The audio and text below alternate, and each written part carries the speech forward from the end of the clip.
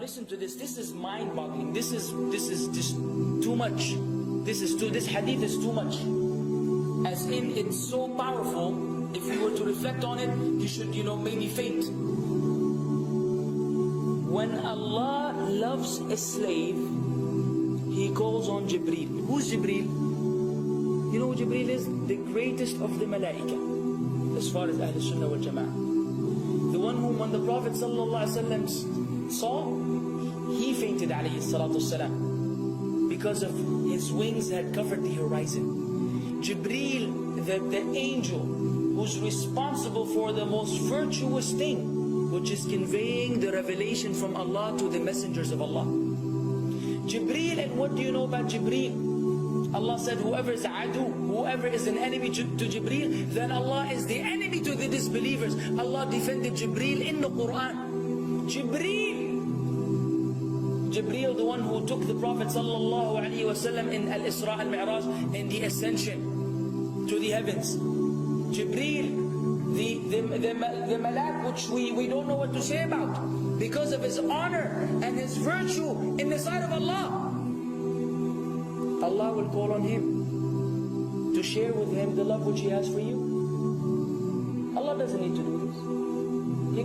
He could not do this, but Allah likes to do this, so He does it. He says, I love Fulan. Now I want you to think that Fulan is you. Whatever your name is, Ahmad, Mayroob, whatever your name is. Imagine Allah above the heavens, above the throne, in His greatness and His majesty, which is beyond our human comprehension, calls out to Jibreel to inform him that He loves you. And not only that, فَأَحِبَّهُ, then He commands Jibreel to love you also.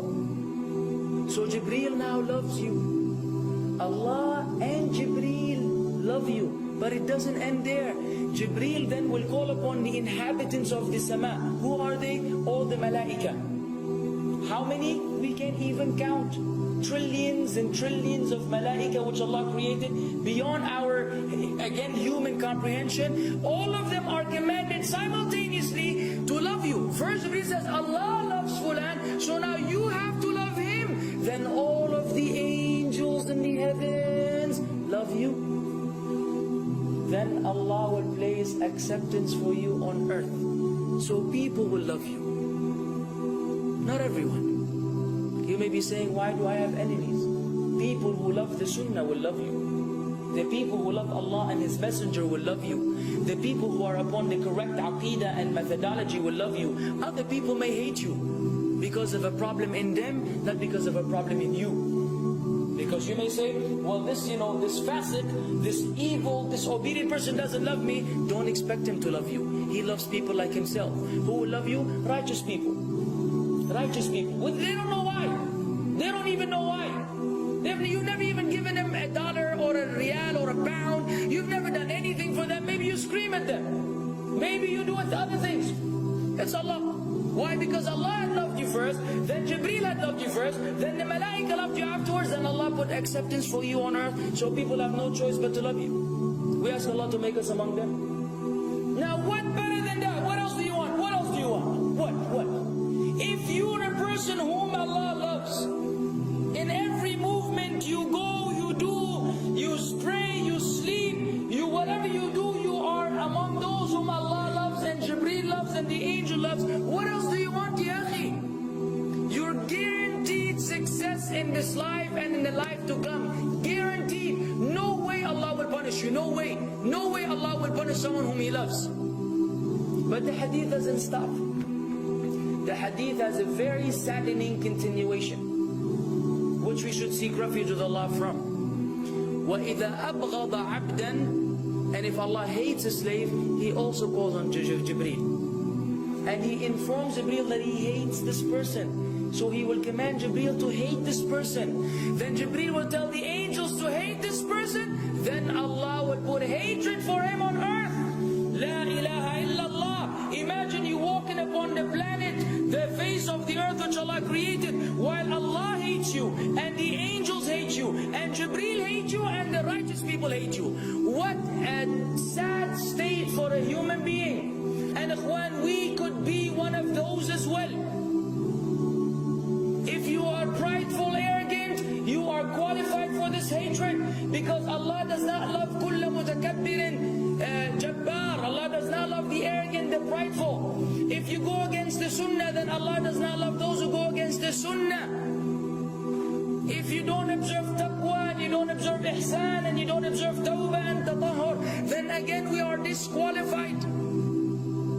If you, many things which we can mention, many things which will bring about Allah's hatred and deprive us of Allah's love. It's a very sensitive situation, meaning right now, you have to be one of these two. Either Allah loves you or He doesn't. But there's always good news even for those people whom we can be amongst. It's not too late because you're alive. It's not too late because it's Ramadan. It's not too late because you're breathing. Even if you led a life of someone who had attained Allah's hatred, if you were to return to Allah, then Allah will love you and be happier.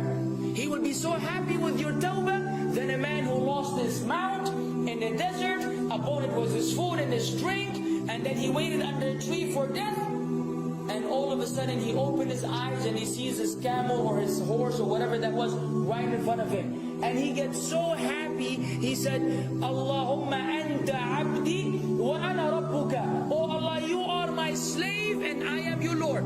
Kufr. He said a statement of kufr, but the Prophet ﷺ said, أَخْضَأَ مِنْ شِدَّةِ الْفَرَحِ. He made a mistake because he's so happy. You know when you're so happy that you may say things against what you want to say? When you're so happy that you just, you say words that mean nothing to anyone? Allah is happier when you return to Him than that person.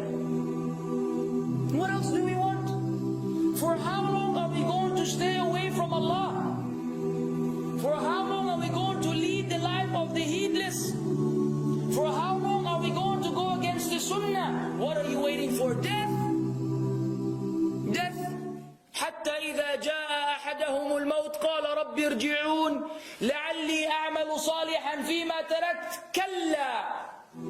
Until when death comes to one of them, you say, oh Allah, allow me to return so that I may do good in that which I left behind. And it will be said to him, no. It's only a word. إِنَّهَا كَلِمَةٌ هُوَ قَائِلُهَا. It's nothing but a wish and a word he will have. It will not be fulfilled. Let us not wait for death, ya akhwan. If each one of us here, by Allah, if each one of us here acted upon the sunnah, lived according to the sunnah, and invited people to the sunnah, and enjoyed what is good, and forbade what is evil, wallah, we will make a major change in the city in which we live. And if Muslims here and this all over the world had that same attitude, then we will change the condition of the whole ummah. So no enemy can come and play games with us. We will squash them, all of them, because Allah will defend. إِن تَنْصُرُ اللَّهِ يَنْصُرْكُمْ وَيُثَبِّتْ أَقْدَامَكُمْ. If you aid Allah's deen, Allah will aid you and will keep your feet firm. But we don't even live according to the sunnah, let alone be given victory over the enemies. So we're being humiliated in everywhere we go in the world. So let us make that change. Now that Ramadan is here, now that you've been given this sudden inclination towards good, if we don't succeed, if we don't take advantage of this month, wallahi, we are losers. If Ramadan ends and you are the same way you were before Ramadan began, then one of us is a loser. If we don't return to Allah after Ramadan, then we are losers as well. So tonight, bi'idhnillah, always on our mind, attaining Allah's love, acquiring Allah's love, fetching for the sunnah and acting upon it whenever we're able to do so.